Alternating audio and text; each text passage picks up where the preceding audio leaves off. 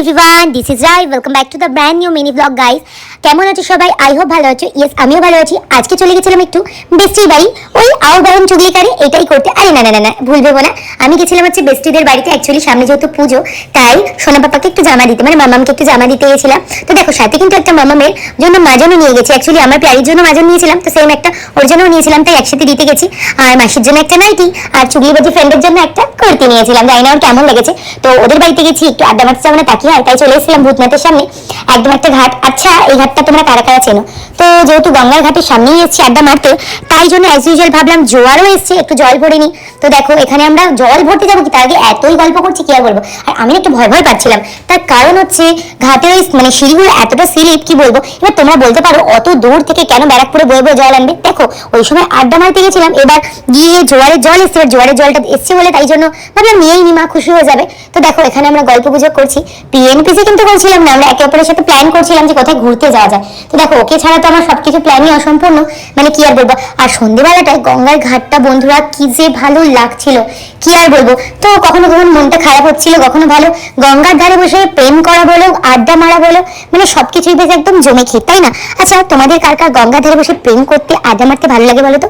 যাদের বাড়ির সামনে গঙ্গা আছে তারাই ব্যাপারটা বুঝতে পারবে যে গঙ্গার ধারে বন্ধুদের সাথে এক কাপ চা নিয়ে বসে আড্ডা মারা কি মজা। হ্যাঁ, হোক না সেটা মেয়ে বন্ধু বা ছেলে বন্ধু। আমাদের সত্যি কথা বলতে কোনো ছেলে বন্ধু লাগে না, আমরা মেয়ে বন্ধু দুজনেই যথেষ্ট। আর এখানে একটা পাগল লঞ্চে উঠে উপরে দাঁড়িয়ে ঝাঁপ মারছে, কি করছে। ওদেরকে দেখে জানো তো আমার মনে ছিল আমি একটু গিয়ে সুইমিং করি। তারপরে এখানে অ্যাজ ইউজুয়াল সেই ঘটি গরম নিয়ে নিয়েছি, দেখতেই পাচ্ছ। আর ও কি করছে, আমার সাথে ভীষণ পরিমাণ ছ্যাবলামো করছে, দিচ্ছে না দিচ্ছে না, দেখতেই পাচ্ছ। যেটা হয়ে থাকে অ্যাকচুয়ালি, মানে ওই যে কথা আছে না, মেয়েরা মেয়েদের শত্রু। জানো তো, আমার এই বন্ধুত্বটা কিছু মানুষ কিন্তু একদম মেনে নিতে পারে না, যে সিরিয়াসলি ওরা একসাথে এইভাবে কি করে থাকতে পারে। কারণ ওই যে কথিত চলে আসছে, মেয়েরা মেয়েদের শত্রু।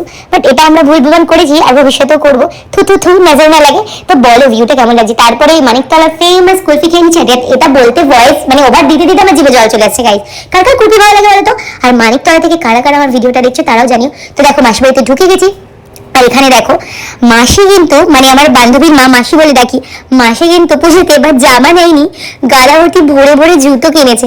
আমি তাই বলছি আমার একটাও জামা হয়নি, আর মাসি তুমি গাদা গাদা জুতো কেন কিনেছো? দেখো, আমি কালেকশন দেখাচ্ছি। মাসি অ্যাকচুয়ালি জামা কাপড়ের থেকে জুতো কিনতে বেশ ভালোবাসে, তো অনেকগুলো জুতো কিনেছে। আমি তাই বলছিলাম আর মজা করছিলাম। তো যাই হোক, ওদের বাড়িতে গেলে না সময়টা কখন হুড় করে কেটে যায়, মানে ভালোই লাগে না। চলে আসার সময় এতটা মন খারাপ হয়। এখন যেহেতু বেবি ছোট, তাই থাকতে পারি না, আগে তো গিয়ে থাকতাম। আর ওই দেখো পিছনে দেখতে পাচ্ছি, এটা হচ্ছে ভাই।